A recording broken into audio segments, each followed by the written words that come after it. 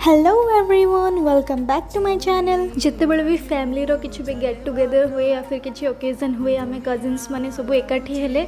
बाहर एमती बुलवा को पड़े जाऊ हेला से दिन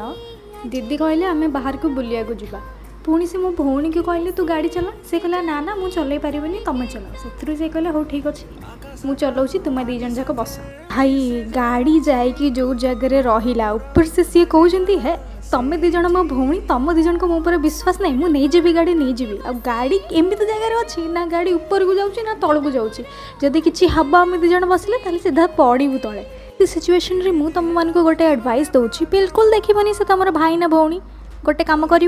कौन ना सीधा गाड़ी रू डेई पड़ बहुत मुस्किल पर आम गोटे बहुत सुंदर जगह देखिलु तो मुझे कहली ये गाड़ी रख मु फोटो उठेबी किसी तो भल है फोटो वाले उठेकी जाए आपर यहाँ किसी गोटे दुईटा से मोर फोटोज क्लिक कर देते तुम मैंने भी टे देखी दियो।